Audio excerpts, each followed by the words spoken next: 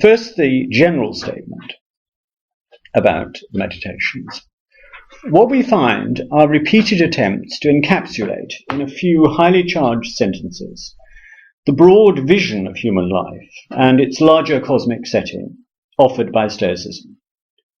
The work communicates with remarkable power what it means to try to live one's life sincerely and urgently according to Stoic principles. At the heart of the meditations is an idea central to Stoic ethics, though not perhaps unique to Stoicism.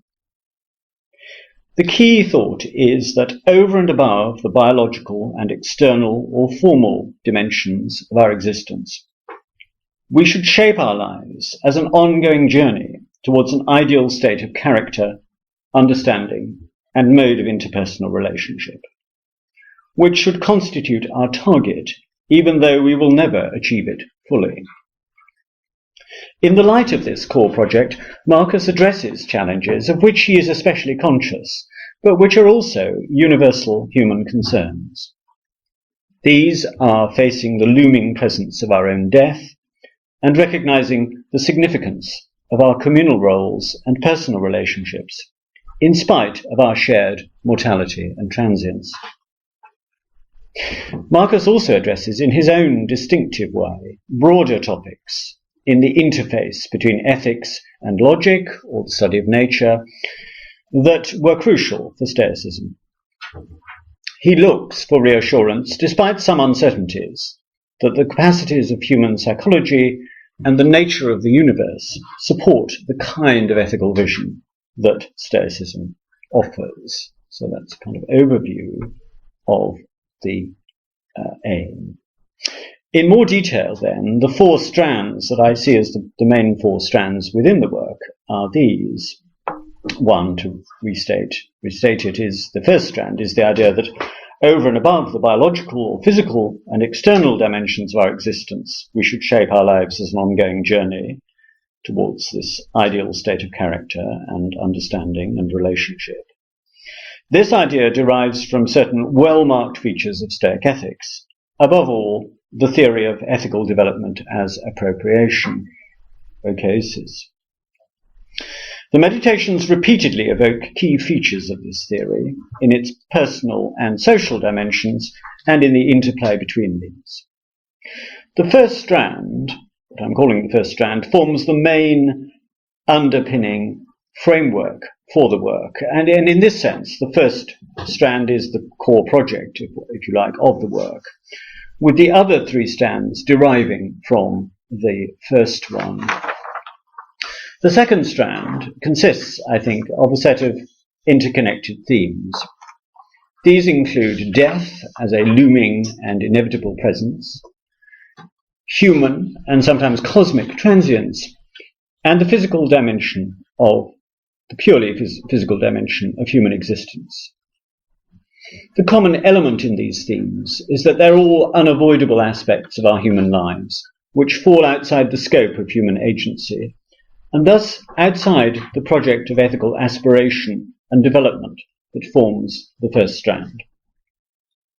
However, the two strands are closely connected in that adopting the appropriate attitude towards such facts as death, that is, seeing them as matters of indifference, forms an integral part of the process of ethical development that is central to the first strand.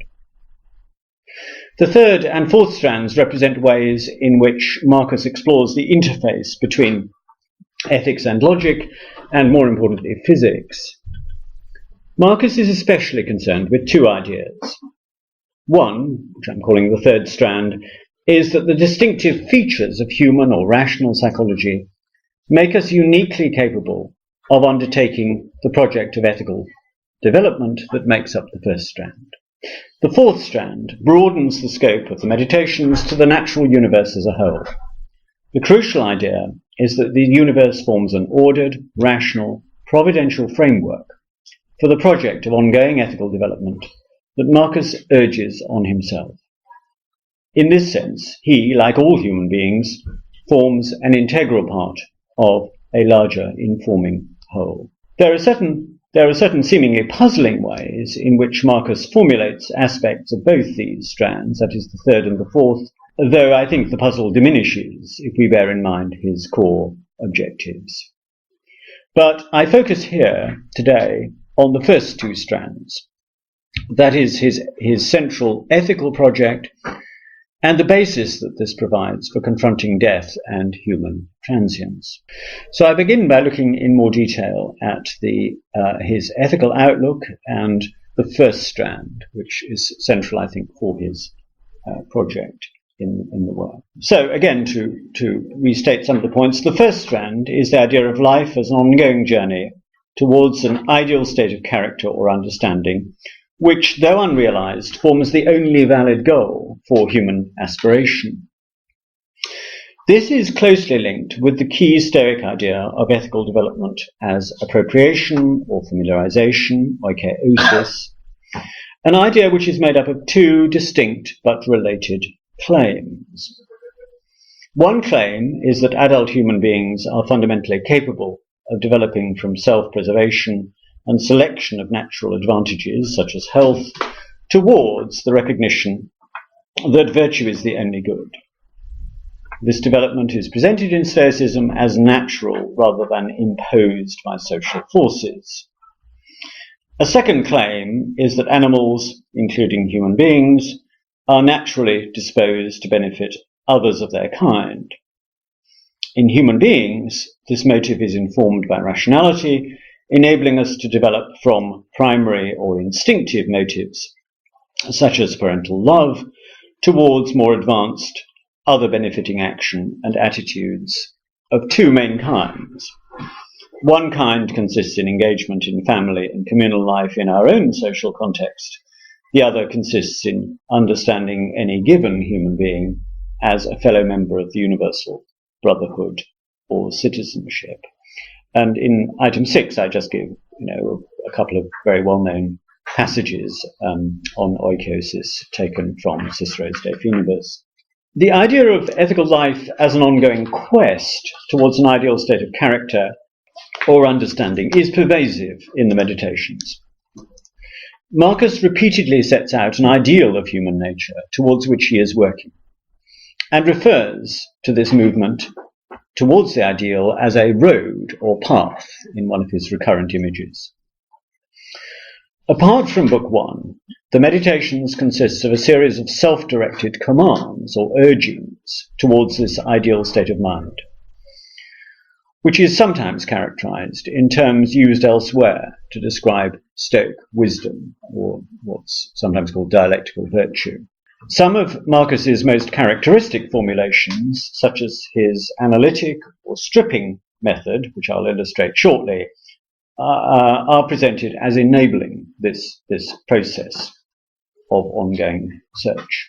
Is the idea of life as an ongoing ethical quest linked explicitly by Marcus with the Stoic doctrine of development as appropriation? At first glance, Marcus seems to ignore this notion as a formal topic, although there are some suggestive uses of the term oikeos, one's own, and its cognates. I give a few of the references in 7, but there are actually many of them. But I think, in fact, going beyond this formal fact, the idea of development as oikeosis is fundamental for the Meditations, and actually for all Stoic writings in practical ethics. I think it's very important. However, in Marcus's case at least, he does treat the topic in a selective way, and actually so does Epictetus. As regards personal appropriation, Marcus does not focus on the idea of increasingly rational selection between different natural advantages, such as health or property, which in Stoic theory form the vehicle and early stages of ethical progress. Rather, he focuses on the final climactic stage, the recognition that virtue is the only good, in comparison with which all other so-called goods are matters of indifference. Analogously, in the social dimension of appropriation, Marcus does not stress that the motive to benefit others is inbuilt in all animals, as exhibited by parental love, the focus falls on two more advanced features of social development, namely considered engagement in social roles and coming to regard other human beings as one's brothers or fellow citizens. It's sometimes been suggested that Marcus's selective treatment, which I've just illustrated, of the theme of appropriation, along with some related features of the Meditations, reflects the influence of the early Stoic Aristo, who was later seen as unorthodox. For instance, Gert Roskam does in the item I mentioned in handout 8.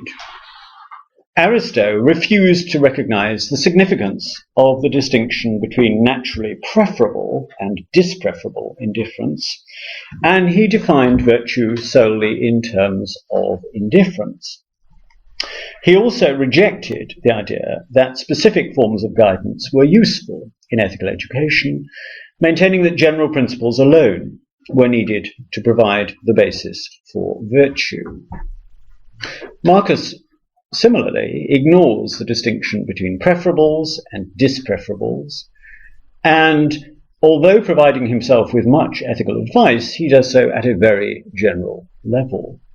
We know from an early letter by Marcus that he found in Aristo's writings a powerful call to self-improvement. This is item 9.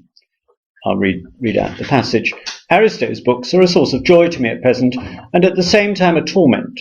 When they show me a better way, then of course they bring me joy. But when they show me how far my character falls short of these better things, your pupil, this is addressing Fronto, blushes over and over again and grows angry with himself, because at the age of 25 I have not yet absorbed any of these excellent teachings and purer principles into my soul. It's possible that Marcus's practice in the Meditations is affected by his reading of Aristo, although I doubt, actually, that he uses the Meditations as a way of defining a specific theoretical position within Stoic ethics. I don't think it is actually that kind of work.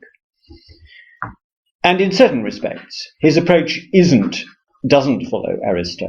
For instance, unlike Aristo, he attempts to combine ethics and physics and show the relationship between them, something that Aristo rejected. So I think that Marcus's lack of interest in the notion of preferables is better explained by reference to his overall project of ethical self-development. It can be linked with his selective treatment of the theory of development. Marcus stresses, as I've just pointed out, the desired end point of ethical development, including recognizing the absolute value of virtue and seeing all other human beings as brothers, ideas which represent for him powerful sources of inspiration. The earlier stages of personal and social development are ignored by him as being less relevant for his project of self-development. So I think that Marcus's lack of attention to preferables and to specific social advice derives from his specific mode of ethical self-guidance. It's what he thinks is going to be helpful to him, rather than expressing a considered theoretical stance. Okay, so now let's look at a specific passage. This is 3:11, and this is the passage, my translation and Alphen's text, 14 and 15. To the preceding pieces of advice, one more should be added. Always make a definition or delineation of whatever presents itself to your mind, so that you, which should be in, can see distinctly what sort of thing it is when stripped down to its essence as a whole and in all its parts, and tell yourself its proper name and the name of the elements from which it has been put together and into which it will be dissolved. Nothing is so effective in creating greatness of mind as being able to examine methodically and truthfully everything that presents itself in life, and always viewing things in such a way as to consider what kind of function this particular thing contributes to what kind of universe, and what value it has for the whole universe, and for the human beings who are citizens of the highest city, of which all other cities are, as it were, mere households, and what this object is that presently makes an impression on me, and what it is composed of, and how long in the nature of things it will persist, and what virtue is needed to respond to it, such as gentleness, courage, truthfulness, good faith, simplicity, self-sufficiency, and so on. So in each case, you should say, this has come from God, this from the coordination and interweaving of the threads of fate and similar kinds of coincidence and chance. This from one of my own kind, a relative and companion, but one who does not know what is natural for him. But I do know, and so I treat him kindly and justly, according to the natural law of companionship, though aiming at the same time at what he deserves with regard to the things that are morally neutral. Well, this passage brings together two kinds of language which recur in the Meditations and which are sometimes combined. That of analysis or definition, breaking things down to their component parts, and that of stripping things, so to show them naked. Despite the use of two different kinds of formulation, Marcus seems to have in mind the same essential process, namely, getting to the ethical core of a given situation, though in a way that involves two aspects. One is viewing each situation as it presents itself, as an opportunity for trying to express an appropriate kind of virtue, such as gentleness, courage, and so on. This process is also represented as effective in creating greatness of mind. The theme of expressing virtue is closely linked with regarding other human beings as fellow citizens of the universe or as one's relatives or companions. The other aspect of the process is recognizing the material elements from which we are composed and into which we will, like everything else, at some point dissolve. Elsewhere, these are presented as inferior aspects of our nature, but not, therefore, ones we can wholly evade or ignore. Underlying distinctions which help to make sense of this combination include the distinction between virtue and indifference, and between what does and does not lie within our power as ethical agents. What is involved, in part at least, is stripping away the reputation and appeal of indifference, such as health and wealth, which are linked with the body or material aspects of life, and revealing the ethical essence of the situation, which is the scope it gives us as agents for exercising the virtues.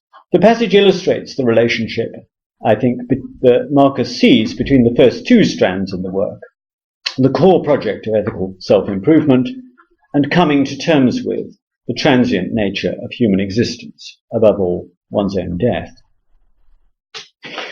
My main concern here is to bring out the linkage between this passage and the Stoic theory of development as appropriation.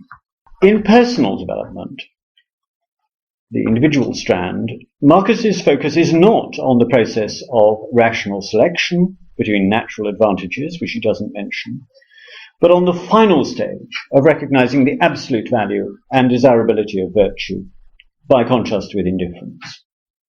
So here, the process of stripping situations to their essentials consists in part in conceiving any given situation as a means of seeking to express virtues such as gentleness, courage, truthfulness. The contrast with the conventional valuation of things such as health is signalled especially in the final sentence of the chapter, where he uses this phrase, entois mesois, meaning indifference. The passage also reflects Marcus's treatment of the social dimension of development. And he does not focus, again, on the earlier stages, on the idea of the instinctive desire to benefit of others of one's kind, shared by humans and other animals, and manifested in parental love. He accentuates here just one aspect of the outcome of development, namely coming to regard any given human being as a fellow citizen of the universe and a member of the brotherhood of humankind. The passage indicates that Marcus focuses on those aspects of Stoic theory that best match the project of rational, self-guided aspiration that lies at the heart of the Meditations, rather than reporting or expounding Stoic doctrine in a complete form for its own sake. There's a further interesting point to note here, I think. A feature of our evidence for the Stoic theory of appropriation is the absence of explicit theoretical analysis of the relationship between the two aspects of development, personal and social. We don't know whether this gap was addressed in some texts not available to us, or whether there is some more fundamental reason for its absence. However, it is characteristic of the practically oriented approach we find in Epictetus and Marcus to underline the integral linkage between these two dimensions of ethical development. In 311, for instance, the two aspects are juxtaposed in a way that implies that they run in parallel with each other and reinforce each other. The final sentence of the chapter is especially suggestive, but I do know, and so I treat him kindly and justly, according to the natural law of companionship, though aiming at the same time at what he deserves in respect to the things that are morally neutral. 2 points seem to be implied here. One is that treating someone kindly and justly, that is virtuously, goes hand in hand with seeing such people as fellow members of the brotherhood of humankind. The other, more subtle point is that one's own progress in understanding the absolute value of virtue does not rule out recognizing the claims of other people to what they are entitled regarding things such as health or property, even though these things are now understood by the agent as matters of indifference in comparison with virtue. Thus, it seems that writings such as the Meditations or Epictetus's oral teachings were seen as means by which to explore the relationship between these two key aspects of ethical development, at least as regarding the working out of their relationship in practical life. The passage, this 311, also illustrates a related feature of Meditations, namely his stress on the social and political dimension of human life.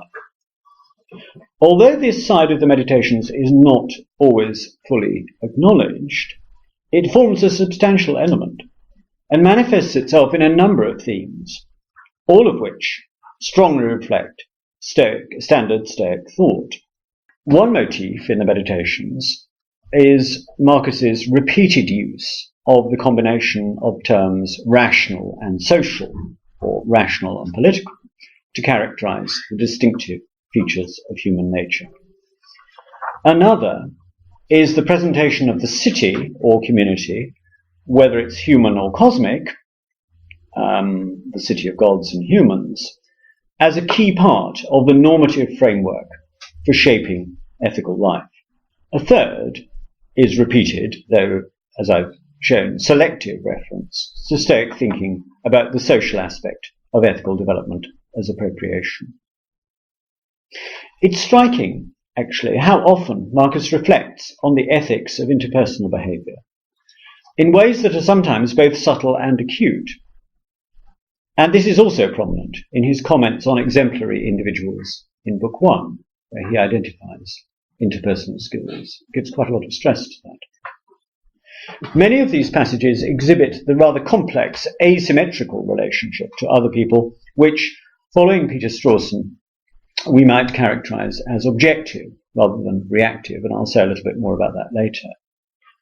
But this attitude should not, I think, be taken as showing lack of concern for other people, or, in a sense, lack of affective engagement with them. What sort of political thinking do we find in Meditations, and how does this relate to his core project? Although his comments on this topic are sparing, especially outside Book 1, the question of his political ideals takes on an added interest given his status as emperor. How far can his thinking be located within mainstream Stoic political theory? This is a difficult question to answer, partly because of the incomplete nature of our evidence. On the face of it, there's a marked discontinuity between an early radical or utopian phase of Stoic theory and a later phase, or phases, in which Stoic thinkers accommodated their ideals more closely to the conventional framework of Greek or Roman social and political life. There's been much debate among scholars, especially recently, about whether there were, in fact, two or more phases, and if so, how they, in Stoic thought, political thought, and if so, how they're related to each other. I give just a couple of references of rather different approaches in item 9, referring to Schofield and Catch Your Vote. Whatever the position was in earlier Stoic thought, the viewpoint assumed in the meditation seems quite clear, and is similar to that found in previous works in Stoic practical ethics in this period. While Marcus often adopts general regulative ideals, such as the citizen of the universe, citizenship of the universe, or the brotherhood of humankind, as in 3:11, he also advises himself in terms which evoke his specific social role, urging himself to behave as suits a Roman and a man, 251, or as a statesman, a Roman and a ruler, 352. These two ideals are sometimes combined in a way that alludes to the Stoic ideal of dual citizenship, both a local and a universal citizenship. For instance, 6445, as Antoninus, his official name, my city and fatherland is Rome, as a human being, it is the universe. It is only what benefits these cities which is good for me. The underlying thought seems to be that one should aim to achieve the highest ideals of Stoic social ethics, being a citizen of the universe, by complete and consistent engagement with one's localized social role, which was, in Marcus's case, of course, being the Roman emperor. Marcus's affiliation with his local role is accompanied by two provisos. One is that he should aim to model himself on the ethically best examples of those people who have fulfilled that role. In Marcus's case, the main model is his adoptive father, Antoninus Pius. Second, he should play the role in a way that avoids corruption by its external advantages or social trappings. This means for Marcus not being turned into a Caesar or stained with the purple, as he puts it wonderfully. Implicit in these qualifications and in his general treatment of this theme is the aim of coordinating personal with social appropriation as conceived in the Stoic theory of ethical development. Thus, the goal is to act out one's specific social role in a way that is consistent with the proper valuation of virtue rather than indifference, using the role as a vehicle for virtue, and that's compatible with treating other human beings properly, that is to say, as fellow citizens of the universe or relatives, as he indicated in 3:11, 2 and 4 to 5. Another ethical subject on which Marcus's approach reflects and illustrates the standard Stoic approach is in his treatment of emotions or passions, pathe. Stoic thinking on emotions has often been criticized in antiquity and modern times, but some recent scholarship has underlined the coherence and credibility of their theory. It's crucial, I think, to recognize that their conception of emotions is unified or holistic rather than intellectualist. Emotions, as in some modern cognitive theories, are conceived as psychophysical events which depend on the agent's beliefs, specifically beliefs about what is good or bad. The kind of emotions we experience are shaped by our overall belief set and ethical state. Ethical development brings with it a change to the content and effective quality of our emotions as we move from emotions based on misguided conceptions of value towards the good emotions, eupathei, of the wise person. Marcus's presentation of emotions reflects all these features. His treatment of emotions forms an integral part of the project of deliberate ethical development that is central to the meditations and reflects the focus on the scope for exercise of agency that's typical of his approach. He stresses not only that the emotions we feel necessarily express our value judgments, but also that we can prevent misguided emotions by refusing to add inappropriately the judgment that this or that experience is good or bad. He also stresses that we can exercise agency to produce, or at least work towards, good emotions and related states. In fact, despite the impression often formed that the meditations are pessimistic in tone, the work is unusually rich in its vocabulary for positive emotional states that are in line with ethically sound judgments and attitudes. Although the focus is on change in value judgments, Marcus does not ignore the affective or experiential dimension of emotions, which also forms part of standard Stoic theory.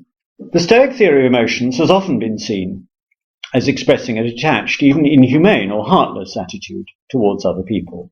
My earlier discussion of Stoic thinking on social and political engagement, as reflected in the Meditations, should help to remove this impression. Marcus also illustrates the nature of Stoic thinking on the emotional dimension of interpersonal love. And as I suggested earlier, this can be brought out by referring to Peter Strawson's distinction between reactive and objective attitudes.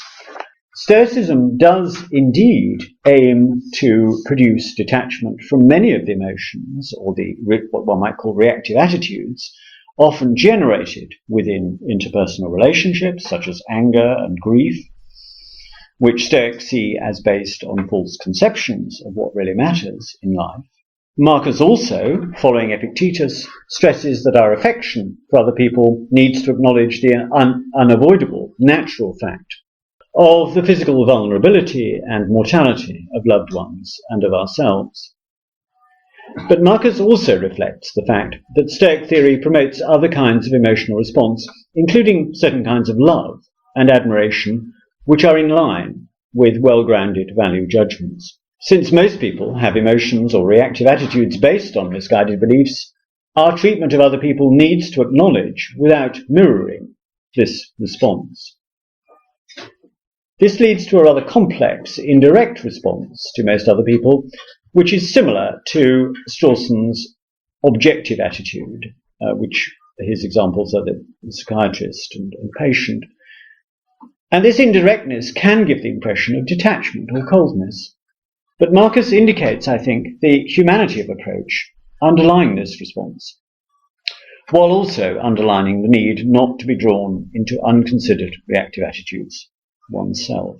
Well, so far, I've focused on what I see as Marcus's core project in the Meditations, namely carrying forward a program of ethical self-guidance and self-improvement conceived in Stoic terms. I've suggested that this project underlies and informs the other three strands in the work, and I just want to end with a few remarks about the second strand, what I'm calling the second strand. This is Marcus's treatment of a set of features which represent, on the face of it, more negative aspects of human life, but which I think are underpinned by a positive approach. These themes do not form a standard part of Stoic ethics as normally understood, but they do contribute to Marcus's overall ethical outlook as expressed in the Meditations. There are three main interlocking themes: death, the transitory nature of human life, transience in nature, though that's combined with the idea of cosmic cycles or eternal recurrence, and the purely physical or material aspects of human existence. These themes sometimes form the main or sole topic of a passage, and are often treated by scholars in isolation from Marcus's general ethical concerns. And sometimes they're seen as expressing a purely personal pessimism, or as reflecting a negative or world-rejecting stance that's closer to cynicism or Platonism than Stoicism. However, I think that to make best sense of these motifs, we need to take them in conjunction with Marcus's core project and ethical ideas, with which they are in fact quite often combined. I focus here on his treatment of death. Death, as Richard Rutherford pointed out, is the subject of more than 60 chapters. It's a very major theme in Marcus's work, and it reflects, I think, standard features of Stoic theory, such as that length of life is irrelevant to human happiness, or that death is not in itself a bad thing. The salient underlying point is that such factors are matters of indifference in comparison with virtue, which is the only basis for happiness, and the only thing which is good in a strong sense. Marcus's treatment also reflects Stoic approaches to the therapy of emotions, or to consolation. As Cicero brings out in his review of therapeutic and consolatory strategies in Tusculans 3-4, Stoics drew on a range of ideas, partly shared with other schools. These include preparation for what are normally seen as future disasters, praeparatio futurorum malorum, a strategy shared with the Cyrenaics, and removing the belief that one has an ethical obligation to grieve for the dead, a motif shared with the Epicureans. But what underlies both these motifs, in the case of Stoicism, is the belief that death is in itself not a bad thing. So we can infer behind Marcus's treatment of these themes the implied presence of Stoic Stoic approaches to emotional therapy, and the ethical principles on which these are based. But the most substantial reason for thinking that Marcus thinks about these things from his normal Stoic standpoint is that in a number of passages they're explicitly combined with this approach. In 3:11, for instance, the analytic or stripping method consists of two linked aspects. These are focusing on the ethical core of any given situation, the scope given for trying to express virtue, and recognizing that we do so as transient psychophysical entities and as an integral part of the natural world, which is pervaded by change. These aspects are often linked in this way in the meditations. This connection between the core ethical project and the themes of death, transience, and physicality, this connection carries two further implications. One is the idea stressed earlier in the paper, namely that over and above our physical or biological movement from cradle to grave, human beings can make their lives the expression of an ethical project of ongoing ethical aspiration or self-improvement. Marcus, in juxtaposing these two strands in his thought, sometimes highlights the contrast between the mortal transience and physicality we cannot control, and ethical objectives which depend on our agency.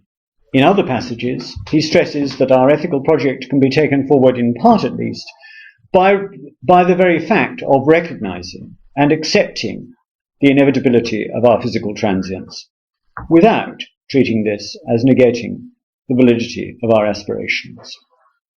We express our agency, or try to express the virtues, such as courage or greatness of mind, in part by acknowledging that we do so as transitory psychophysical entities, whose lifespan and location within nature is to a large extent not up to us. It's notable and poignant that this theme is especially prominent in Book 12, which may have been the last written by Marcus, especially the final chapter. The recognition of these two crucial dimensions of human existence arises naturally from the distinctive vision of human life offered by Stoicism as a whole. As I've suggested elsewhere, distinctive of Stoicism is a combination of ethical rigor or aspiration of a kind that strongly evokes Socrates or Plato, and naturalism, seeing ourselves as psychophysical organisms within the natural universe. In his juxtaposition of these two strands in his ethical outlook, Marcus makes sense for himself of these two dimensions of Stoicism, and doing so can also be seen as an integral part of the project of ethical self-improvement that is central to the meditations. And I'll just end by reading the translation, Robin Hudd's translation, of these two final passages on the handout, which I think illustrate the way he combines these two themes. How small a fraction of infinite and unfathomable time has been assigned to each of us, for all too swiftly it is swallowed up in eternity. And how small a part of universal substance, how small a part of universal soul, and how small is this clod of earth that you are creeping over when set against the earth as a whole. or rather negative it might seem, but bearing all of this in mind, imagine nothing to be of any great moment apart from this. That you should, apart from this, that you should act as your own nature directs, that is your human nature, and endure whatever universal nature brings. These are characteristic formulations in which he talks about his ethical project. My friend, you have been a citizen of this great city of the universe. What difference if you live in it for 5 years or 100? For what is laid down in its laws is equitable for all. Where is the hardship then, if it is no tyrant or unjust judge who sends you out of the city, but nature who brought you into it? It is just as if the director of a show, after first engaging an actor, were dismissing him from the stage. I haven't played all 5 acts, only 3. Very well, but in life 3 can make up a full play. For the one who determines when it is complete is he who once arranged for your composition and now arranges for your dissolution, while you, for your part, are responsible for neither. So make your departure with a good grace, as he who is releasing you shows a good grace. As I say, this might be the final message of Marcus to himself. Thank you very much. Thank you.